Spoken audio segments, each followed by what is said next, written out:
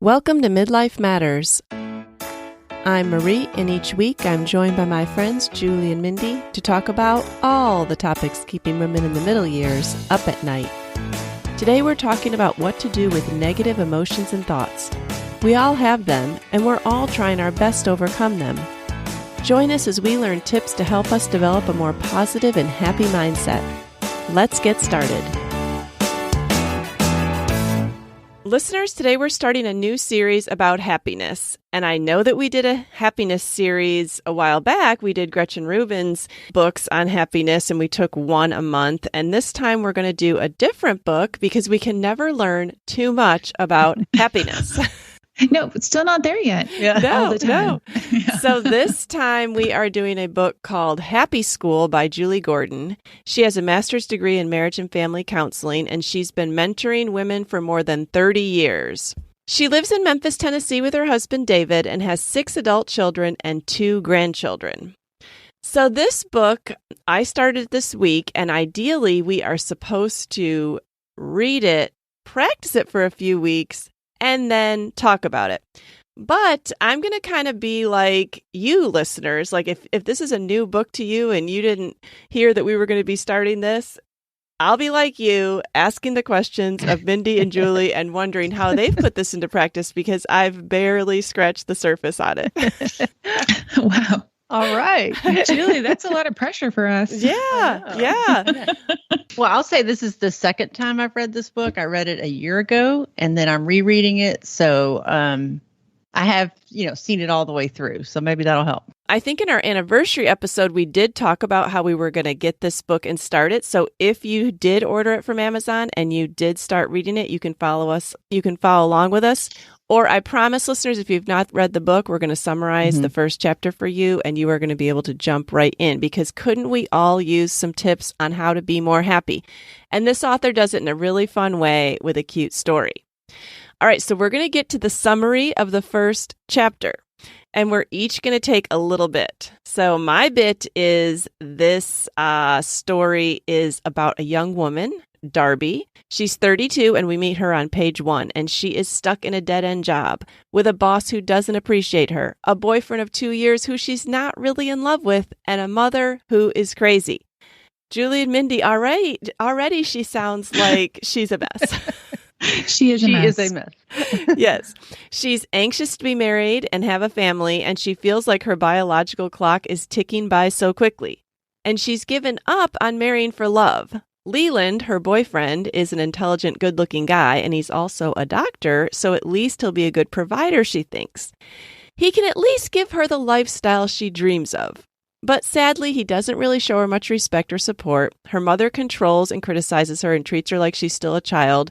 Her parents had a hateful marriage and divorced when she and her sister Bailey were grown. After the divorce, Darby became her mother's best friend and confidant, having to listen to her rage about how despicable a person her father was.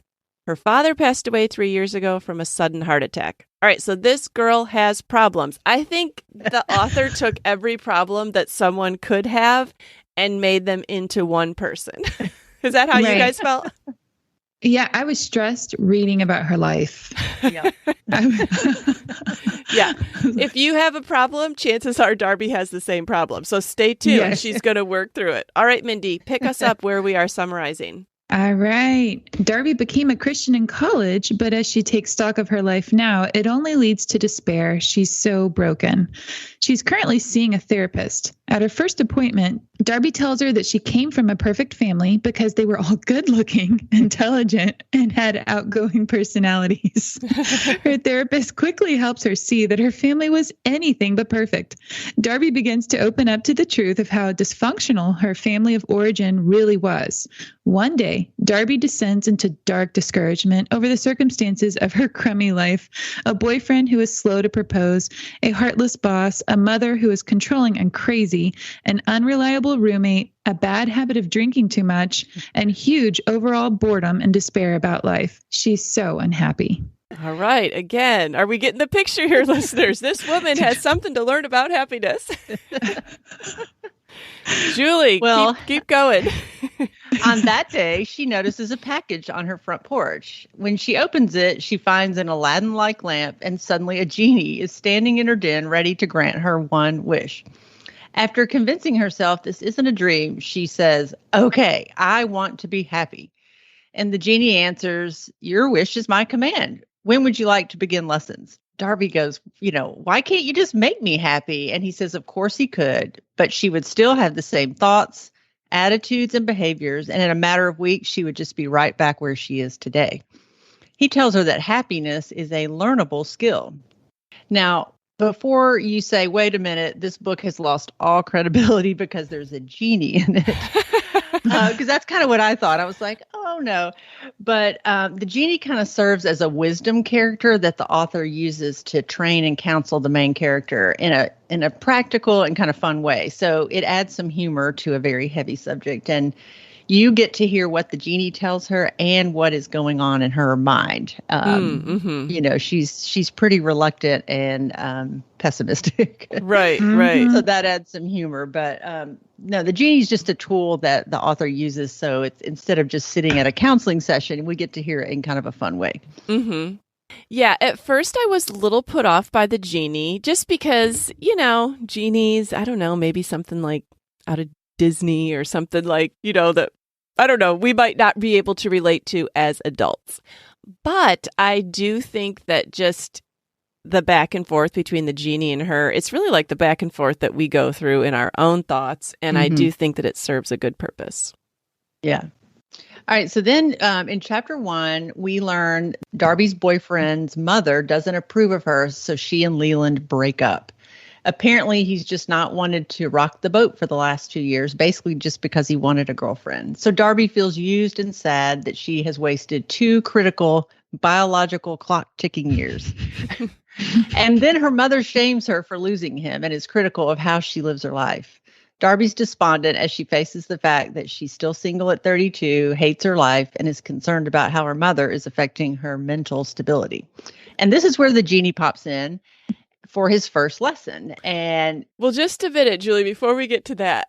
In the story, I think we're supposed to feel really sorry for Darby, but I sort of felt like Leland should break up with her because she was spending every penny he had in advance of marrying. She was on the internet shopping to kind of pacify her negative feelings. And she was thinking, well, it doesn't matter if I run up a bunch of debt because he's going to be a doctor. And when we get married, he'll just pay all this off.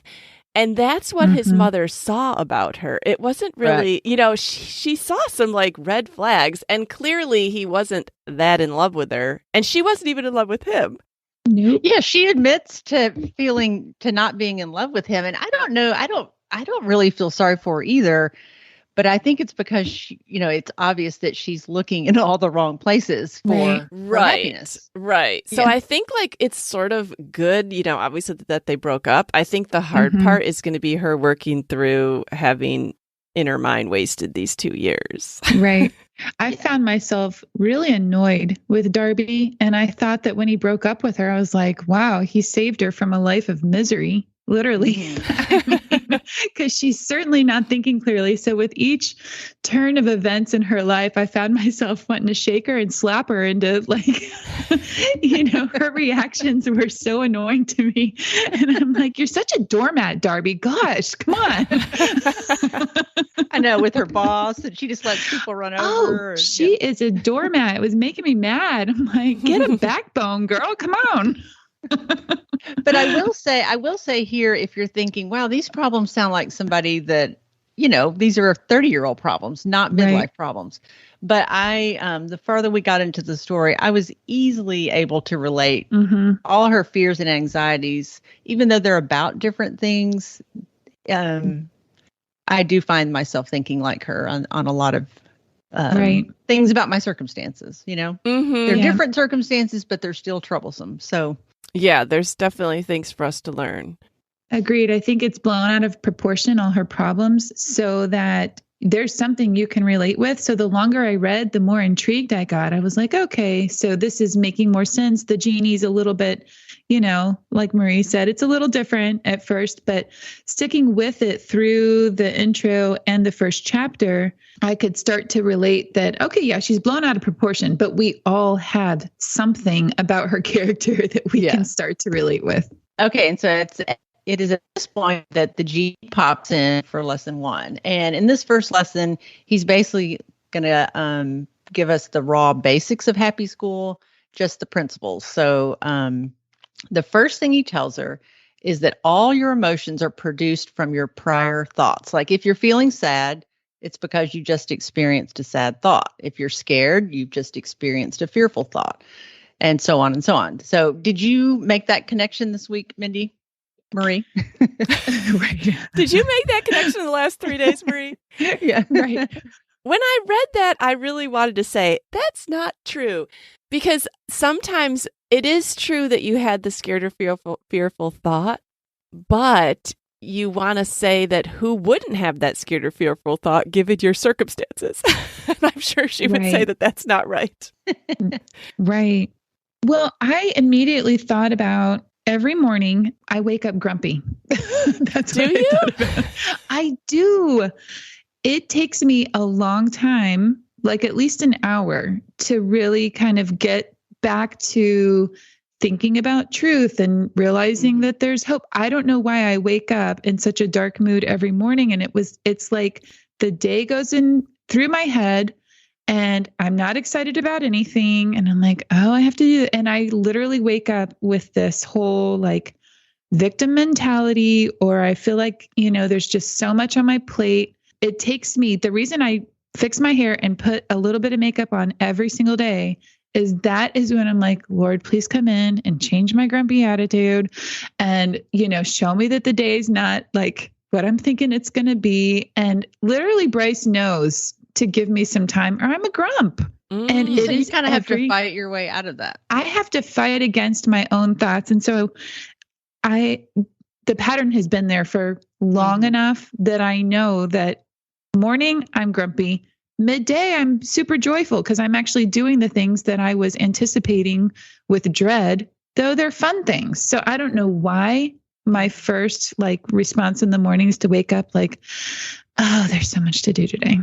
Mm-hmm. So after about an hour, I'm my happy, joyful self. And then I'm really fun to talk to. I don't know. At least I think I'm better than in the morning. Right. But what about you, Julie? I definitely am able to trace it back to discouraging thoughts. And there's a really good example she gives in the book about how our thoughts, not reality, determine our emotions. Like she said, for example, the genie says to imagine that you're in this dark alley by yourself in a dangerous city and you hear a trash can tip over and a cat run away. What's your emotion? It's going to be fear. But the truth of the situation is that there's actually no one around for an entire mile. So you're totally safe. So did your emotion of fear follow your thoughts about the situation, or did it come from reality? And I know that's not a realistic example, but it's true. It didn't come from reality. It came from your thoughts. And that really struck a chord with me because with John's cancer, I think about the future a lot. Mm-hmm.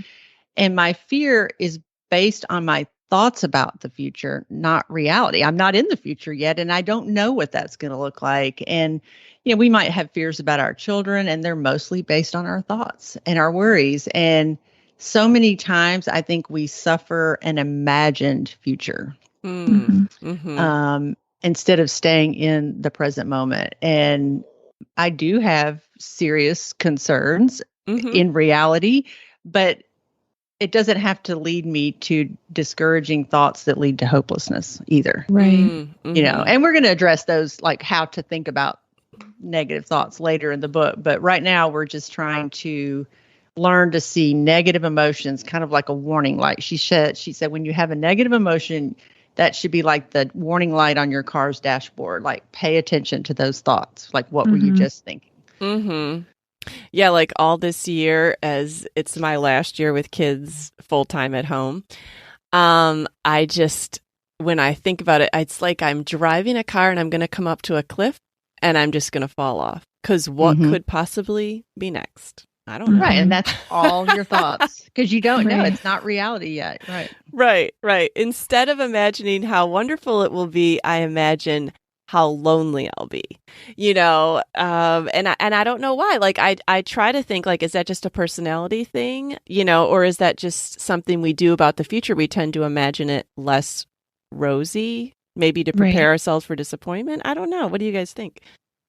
I don't know. That goes with kind of my morning thoughts that I was talking about. And this is total confession time. But even like the night before, if I think, I have a busy day, but it could all be fun things. I'm meeting with friends. I'm going shopping for this. I'm going to get my nails done. I could look at that with dread because I think, I'm going to just be so busy. So I look at even fun things in the future with this negative outlook. And it really takes some time for me to not allow that to put me into all these negative emotions and feeling rushed or that I don't have enough time. I do have enough time. I don't have to be rushed. That is an emotion that starts presenting itself, so then it's hard to actually enjoy those activities, even though they're all fun. So I'm like, what is my problem? Am I just a mental case? I know the author, I read something that the author wrote somewhere else that she said that she really struggles with that morning routine that she wakes up and, she's like, I don't feel so good. Oh, and then this happened yesterday and it was so disappointing. And then there's this disappointing thing in my life. It just kind of spirals down. Like one thought leads to another. And she said, I may always struggle with that in the morning. That's my personality. I may have to always fight that. So I think, like she said, if you can pay attention and know that's where you're headed, you can stop it. You can learn to stop it. Bryce knows, and he lets me get ready all by myself now. He's learned a lot. Shocker. No, there's a reason that I have a gratitude journal and I write out my prayers in the morning and I read scripture in the morning. I have to. It is like water in the desert for me. And I have to train my mind, my heart, my emotions every single morning. Well, and that leads into the next thing the genie told her. Okay. He said, we're created so that we can only think one thought at a time. Do you believe that? Well, I was like Darby and thought, I multitask all the time. But when I really think about it, you really can only think one thought. You maybe are doing two things, but are you really thinking two things simultaneously? Right. Or you're quickly going back and forth between two things, but you are not able to think two thoughts at the same time. And I think that's really important because it sounds so simple, but this has been the most life-changing thing for me in this book is that you can, if you can only think one thought and if you can interrupt that thought and change it to something else, that is that's a very helpful tool. Right. Because I think where I get stuck in this is I believed that it was somehow good or helpful for me to think these negative thoughts like, this is worry. Worry is preparation for the future or concern and problem solving. And so I was kind of justifying that, no, these are good. These are good things for me to be thinking, but they're not. Right. Yeah, I did try to put this into practice in the middle of the night last night because I woke up at like 4:20 and couldn't really get back to sleep. And then my mind landed on something I was kind of worried about. But then I was like, oh, well, maybe let me think about this other thing. But in the middle of the night, it seems like your thoughts are like ping pong balls. Right. Or those like pinball machines. It's like, oh, I had that thought, then I had that thought. But I did eventually get back to sleep, and maybe it was because I was trying to only think of one thought at a time. Right. I think that's very helpful because I equated it when I read this, like I feel like a problem or an emotion, you get into kind of a routine with your emotions, with your thoughts, and I've noticed patterns in my life, like I mentioned, but it feels like you're climbing a mountain. It feels like the emotion or the problem is a mountain. And when you think about it, no, it's just one step. Well, we can all literally take a step, essentially, but we can't all climb the mountain. I have a really good friend, Jennifer, and I have been struggling with how to decorate my house, all these rooms and how to settle it. And I reached out for help and I'm like, Jennifer, would you please help me with this, with my home? And do you know what her answer was? She said, absolutely. I love to do that. She said, let's start with picking 1 or 2 rooms to focus on first. And I was like, that is genius. I needed her to say that because I'm thinking landscaping my front yard, my living room, my bedroom, my bathroom, I have everything at once clouding my mind. And when Jennifer said, let's focus on 1, maybe 2 rooms to start with, she said, you start there. And then it's amazing how everything starts to fall into place. Yeah, it's kind of like that old statement, how do you eat an elephant one bite at a time? Like if you think about the whole thing, you'll just be overwhelmed, and you just have to take one little step at a time. Well, and back on what you said, Marie, about being awake at night, with our minds worrying or fretting over things. The author also talked about at night, she will try to focus on something that's non-emotional, like counting, like I think this is where counting sheep came. But she said she pretends that she's walking down steps, and every time she hits a step, she says 99, 98, 97. And it's so boring. Well, that's what relaxes your mind and allows it to go to sleep and give up other thoughts. But, and I have tried this, and I do have to fight. I'll realize, okay, I'm on step 80 and now I'm thinking about a project. I'm writing, and I think, how long have I been on the step thinking about this? It might've been an hour. I don't know. Like your mind can drift. So you really have to, it's a skill that you have to work on to focus. Goodness. But you would think, oh, if I'm focusing on this, I'm not going to go to sleep. But yes, you will, because you're only thinking that one thought. Right. I was thinking too about ways that I might do this without really realizing. And I was thinking of all the ways that I try to distract myself if I don't like my thoughts, like listen to a podcast, listen to an audiobook, listen to the TV, like read a book, like try to get some other thing, call a friend. And you might not even be talking about that problem, but just anything to get other thoughts in your mind. Because we can't really listen to a book or listen to a podcast or focus on a TV show and think about that other thing. And we all have been there where we've stared at the same page for 10 minutes and we're like, okay, we're not really reading this book. We're just thinking about our problem with the book open in front of us. But a lot of times those things do serve as a good distraction if we just can't get off that thought. Right. Yeah. And it's if it can just get you to a neutral thinking pattern. Like you don't have to even get to optimistic and happy, but just neutral if you've been in a really negative place. And I will say, for the skeptic who's thinking, well, this isn't good to just ignore all your bad thoughts, he will address that later, what to do with those. But for right now, we're just recognizing that emotions come from thoughts. Right. Okay, well, we do have also another unique ability to humans. I mean, we don't think that animals can do this, so we're going to say it's unique to humans. We have the ability to think about our thinking. Like, we can analyze how we're thinking about something, and she kind of uses this as listening to the parade that marches across our brains. And not only can we learn from our self-talk, learn from analyzing our thinking, we can also interrupt those thoughts and intentionally think about something else, which she characterizes as moving into another room. So, Mindy or Julie, did you guys try this, and did you find this to be helpful? I feel like I'm getting better at this. The other day, I remembered someone in a particular situation that kind of sparked a negative thought about my life. And then I was thinking, well, this didn't happen either. And then there's this that's so disappointing in my life. And it's just all too much. And it just kind of spiraled down. And so that parade of thoughts was just creating a really negative environment. And, nobody could see it or even tell. But in my mind, it was kind of like a black cloud had come over me just in an instant with this one single thought.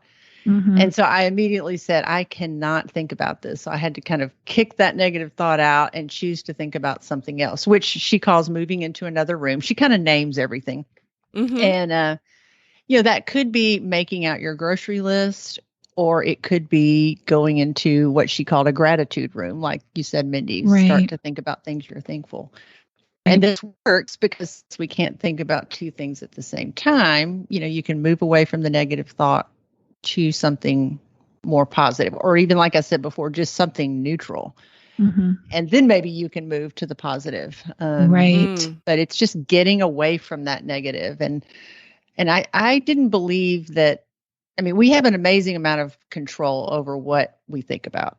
And I don't think I've realized that before. I've always just said, this is the way I am. Mm-hmm. And I wish I were different, but I just didn't know how to get there. Well, I definitely have an example of what not to do in my own life. And like you, Julie, this is something that I have gotten better with because I can look back at previous years and remember when things used to happen and I would perpetuate the problems. Like those were the things that I would focus on, and I would call my mom so I could tell her about all the bad things that happened. Or I would save the negative feelings and emotions because of how bad the kids were that day, so that when Bryce came home, I could dump it all on him. And I do remember doing that. I would dump on my mom through a phone call. I would dump on my friend if we were meeting. I would dump on Bryce when he got home. Who wants to be around that person? I didn't want to be around that person. I'm like, and I don't know when it changed or what happened that really shook me out of that, because I can say that I'm not that way anymore. But going for walks, getting healthier, learning to give these things over to the Lord, because they had to go somewhere. I had to tell somebody. And I noticed that these were not good relationship builders with my mom, friends, or husband. They were not healthy habits that I had with any of these people, let alone myself. And I just felt like I was a victim to my own emotions. And I know that I used to think like, I don't want to live like this. I feel horrible.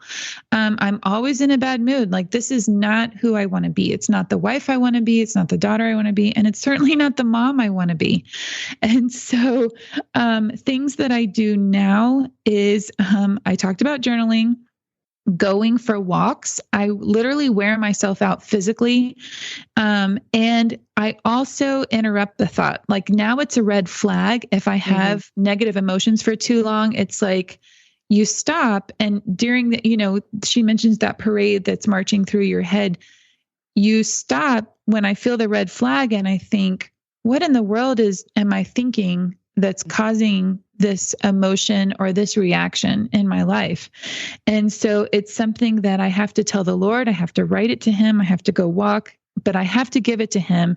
And then I have to tell myself, God is big enough to take care of this. God will vindicate me from this wrongdoing. God will restore what was stolen. God will protect me from this. And it sounds so childlike and so simple, but I have to be childlike and simple with the things that are like this in my life. And I do have to say those things or write them out so that I remember.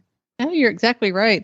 And she would call that, maybe she might label that, you've moved into a room of hope. Like, you're thinking about God's promises and truth, not your own, not your own thoughts. And I know I'm guilty of that too, just wanting to ruminate, and it just doesn't lead to anything good.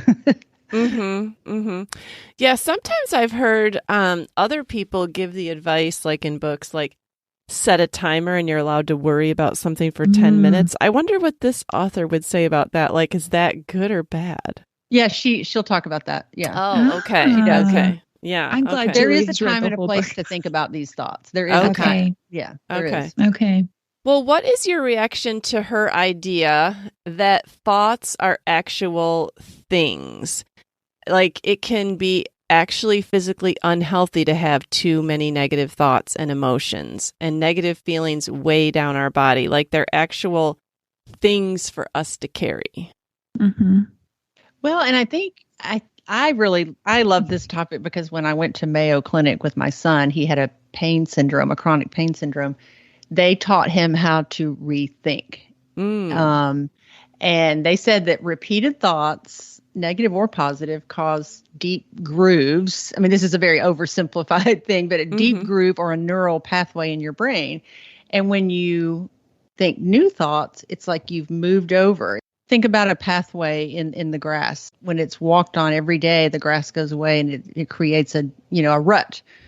Well, when you think new thoughts, you move over and that old pathway kind of heals. It goes away. And she said that's what we do when we replace more optimistic thoughts with negative. It heals that deep neural groove. Mm-hmm. And that's a scientific thing. That's well documented. And, we've talked about this a lot on the podcast before. Our minds are a battleground. And then she added, and our bodies keep score with all the things we think about. And I thought that is so true. I mean, when you're anxious or fearful, you feel your heart rate go up. Your blood pressure might go up. Your chest gets tight. And these are all from like chemical reactions happening in your body, releasing hormones. Like it's a physical thing. Thoughts are a physical thing. And it, I don't know, it just makes me think it can't be good for my body to be feeling this way. No. Yeah. I mean, we've all experienced sleepless nights over negative thoughts. Well, that's never good and weighs you down. Or we've all had like stomach aches and, gastrointestinal problems because of worries and anxieties, and we can't eat right, or we've overeaten or undereaten. Like, we haven't felt like taking care of ourselves. Like, there's just a lot of physical ramifications that happen when we have so many negative thoughts weighing us down. This is one of the biggest things that I see when somebody wants me to train them, like personal training, is when it comes right down to it, it is typically something in their mind, and it's a lot of stress in their life is the underlying issue in almost everybody that I have talked to. Just a couple of weeks ago, I was teaching a class. And all through the class, there was a woman that I would hear a tidbit of something, and it's red flags through the whole class. Oh, I couldn't sleep last night because this was on my mind. I talked to my neighbor yesterday and she's dying. My husband has been gone and traveling. I mean, it was all through the class. There were just little comments, in between exercises and encouragement. You can do it, and one more, and all that fun stuff. And we ended up staying after class about an hour because I was able to broach the topic of do you pray? Do you have a relationship with the Lord? Tell me what you do, like to give your emotions or these thoughts. Like, what are you doing with them? Because she mentioned tensing up while she's driving. She can't sleep at night. She's completely stiff after sitting because you sit there tense and you're worrying and you're anxious and you can get lockjaw, you wear down your teeth, your jaw. You mentioned your stomach, but a lot of the pain rests in your neck, like from driving tense, or in your back. And so it's amazing how people will come to me for personal training, and it really is most of the time, it's a heart-mind stress issue. And what I love even more about all of this is when we were at Mayo, it was taught from a very scientific approach. Yeah. But it perfectly lines up with the Bible. In Romans 12:2, we're to be transformed by the renewing of your mind. So moving that neural pathway over is renewing your mind. So I love it when science and the Bible they go hand in hand. Yes. Yeah. Right. Well, I know that sometimes patterns of negativity can be passed down, and she talks about, how sometimes it can be maybe from generation to generation. And we definitely don't want to criticize those that were doing the best they could at the time. Like, Mindy, when you wake up in the morning, you're doing the best you can at the time. You certainly don't want to hear from your kids 20 years from now. Oh, Mom, she was always so cranky in the morning. I mean, believe me, you'll have your own thoughts when you're a mother too. So, or you'll have your own faults when you're a mother too, And Mindy was trying to deal with that. Like, we're all trying to deal with our negativity. But I guess just that recognizing that we might need a new way to handle discouragement. Like, that's what you recognized, Mindy, was like, hey, the way I'm dealing with discouragement right now is taking it to a friend or my mom or Bryce, but I need to find a new way to deal with discouragement or worry, because we're all going to have discouragement and worry in our lives. Right. And Mindy, like you said, people only want to be around us in proportion to how charming we are. Right. And, Oh gosh, if every time I get together with a friend, if I just complain, I mean, I think there's probably Right. there's some room for that, but Right. But ultimately, you have to do the heavy lifting. I think yeah. that we can give our friends, our family members pieces Hmm. while recognizing that we are the ones tackling it in some form or fashion, not expecting them to lift with you. And it really, we talked about that weight, that your thoughts are weighted, they're things. And if you're just passing around weights, that's not good for anybody. But it's something now that I recognize in myself, I recognize it in others, that I can tell you're really struggling with this. I know that because I've been there. That's a really good way to present that. That's a good example of kind of wanting to pass it off and not deal with it on your Yeah. own. Yeah. Yeah. You're not really dealing with it. Yeah. But I think we all know people, and you can see this on social media or when someone comes to your house or whatever it is, that you can recognize it if you've dealt with it. You can recognize that they like to permeate negative emotions. They really don't want to get rid of it. It's actually their form of entertainment. To talk about and ruminate all of the horrible things in their lives. And then you can get into that competitive conversation of, you've sat around with family members before. It's like, well, this horrible thing happened. Well, this horrible thing happened. This horrible thing happened. Trying to top the next person. Yes. And it's like, wow, this is our entertainment now, really, is to talk about all the bad things, And it's something that I recognize in myself. And so then I started seeing it in my husband and children, and not to be a nag, but starting to change those behaviors in my own house was really difficult. It's awkward. It's uncomfortable to turn the big, large boat that's been going one way for such a long time. Yeah. So to start asking questions, your kid gets in the car, you hear all the worst things that happen at school. And so to start saying, without sounding like a Pollyanna, and not being annoying to that person, well, tell me 3 good things that happened today. Oh, I'm so thankful that this didn't go the way it did. I'm so thankful that this happened, instead of, focusing on all the bad things, because that is a habit. It's a bad habit. Yeah. And later she'll talk about saying, like, while this is disappointing, I would prefer this not to have happened. Right. Trying to see something good in it. And I'll say, like, learning a new way to handle things. It's easy to also say, this is just what I know, from family experiences or whatever. And until I married John, I had never seen anyone that could really think positively and not really. He didn't seem to have to ever work through anything. He just thinks that way. And I've always just wanted to have his brain. and I thought, I'm just not him. I just can't do that.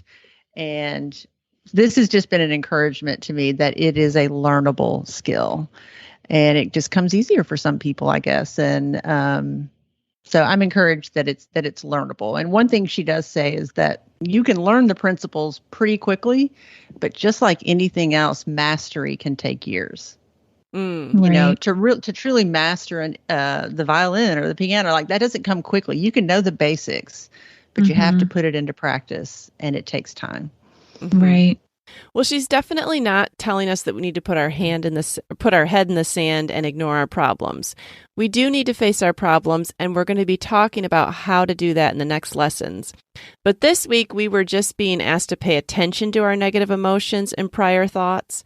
So this week is just kind of like, oh yeah, I do have a lot of negative thoughts, or maybe I have a medium, or maybe I don't have many, but just kind of pay attention to maybe how many negative thoughts you have, and maybe try a couple of those things, like move into another room, think about something else, or just watch your parade of negativity. Like, I think we've all experienced what Julie talked about. Like, you have one negative thought that leads to 2, and pretty soon you're like in a downward spiral, and you don't even know what happened. And it was because of one passing comment someone made, or one thing you saw on social media, or just one small thing can just make us just spiral.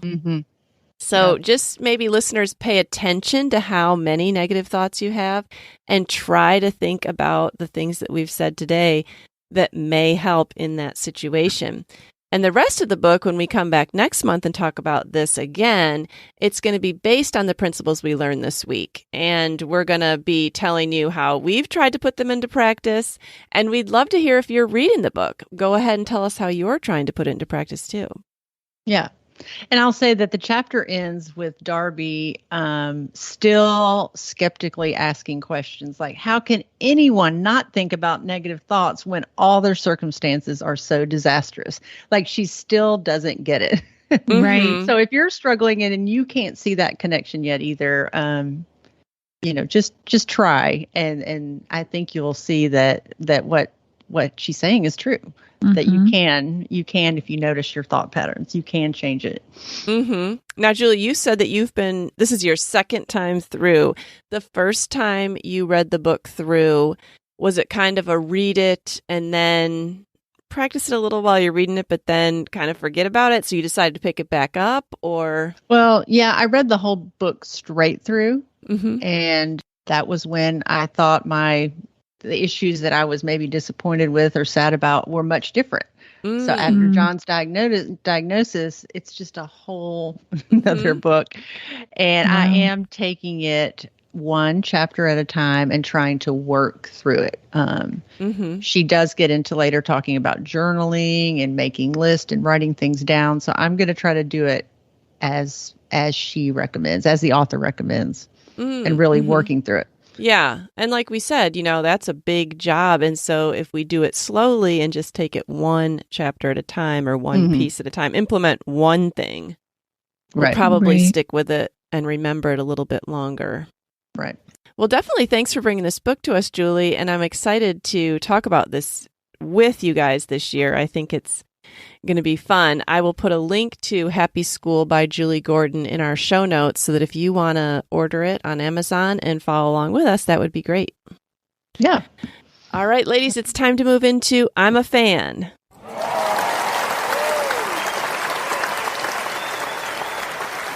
Mindy, what are you a fan of this week? Well, this week, there's a new exercise class that I decided to give a shot to, and I love it. This is a class that I can see myself doing for the rest of my life. It's called Soul Fusion. And it is a good mix of Pilates, yoga, but it continues to move. So I get bored if the class moves too slow or if I'm holding a position too long, because then it lets my mind wander. Well, this class still incorporates, there's just a little bit of strength training in it.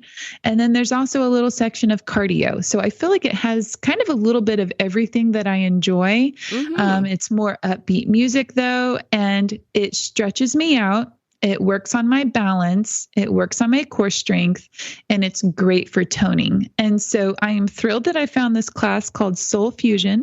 There are different YouTube videos out there that you can look at. A class that's very similar is called PIYO, P-I-Y-O. You can look up on YouTube to see different routines that incorporate Pilates yoga.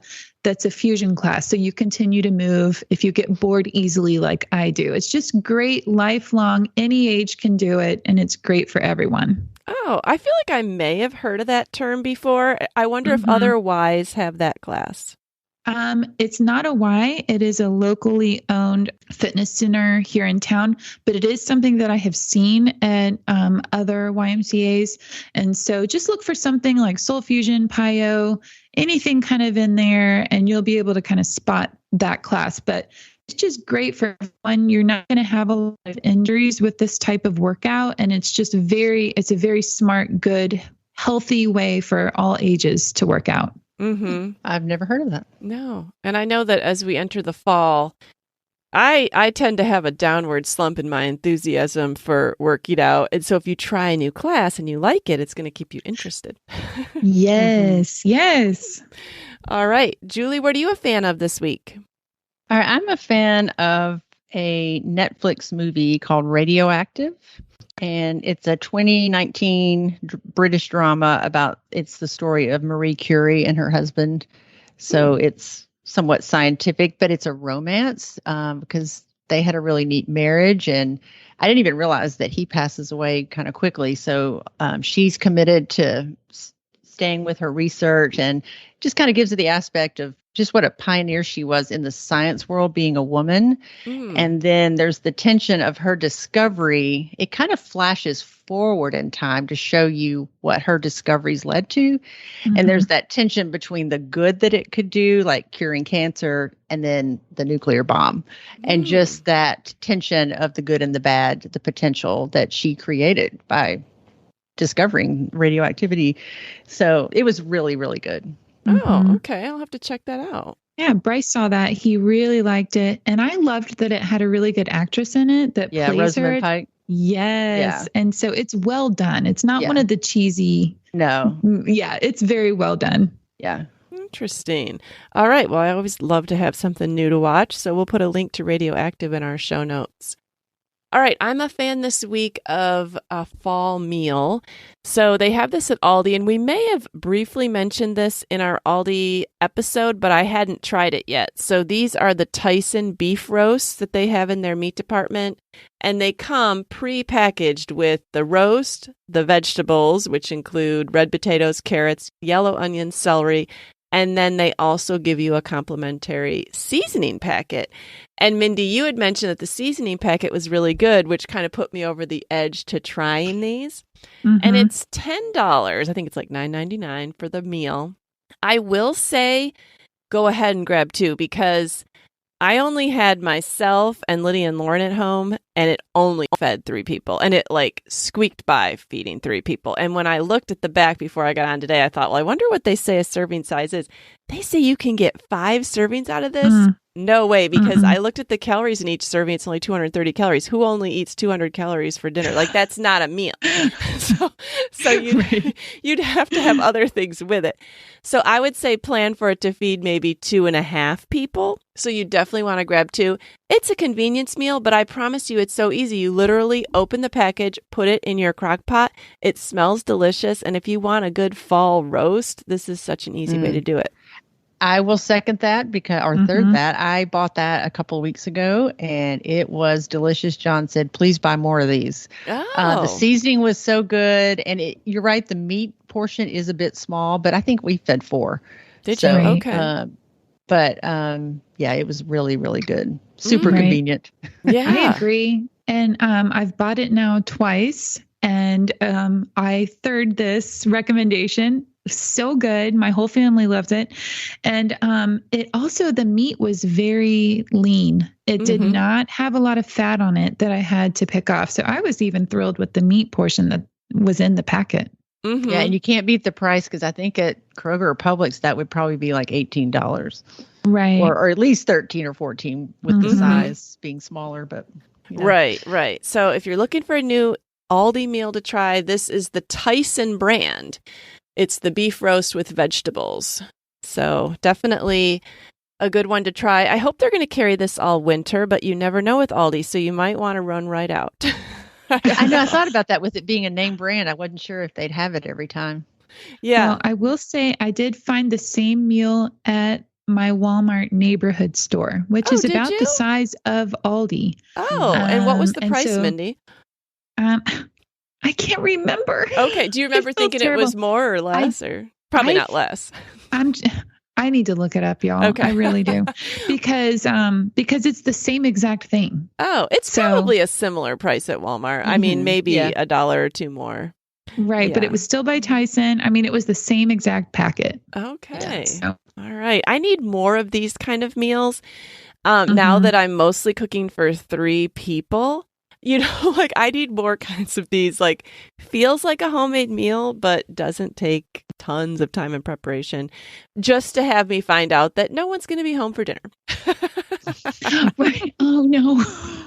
I know. I bought salmon from Costco because I know David likes it, and I cooked it, and he didn't come home that night. Oh, and salmon is huge at Costco. Yeah. Well, it was the 3 pieces with the butter basil, Okay. So good. It's still a lot of meat, though. Yeah. In fact, some of it had to get thrown out. So, I hate that. I know, because John doesn't love it. And so I cooked it for David, and he did not come home. David, that is the last time we want to hear that you like salmon. Another aspect of midlife, cooking, and then nobody shows up. That is so midlife. I feel that way too. Mm-hmm. Yeah. All right, ladies. Well, let's turn that negative thought into something positive. Julie, to end this, what would you say to yourself in that situation? Oh my gosh. Well, more for me. You got it, Mindy. I am thankful I have such a loving, wonderful son anyway. That's right. No, that's not what I was thinking. That is not what I was thinking. All right, listeners, we obviously have work to do, so you definitely want to tune in and hear about how our thoughts progress to become more happy. Yeah, because we are definitely not perfect at this. That's why we needed a second book. Yes, That's right. Yes. All right, Julie, Mindy, we'll talk to you next week. All right. Bye. Bye, girls. We're so happy you joined us today.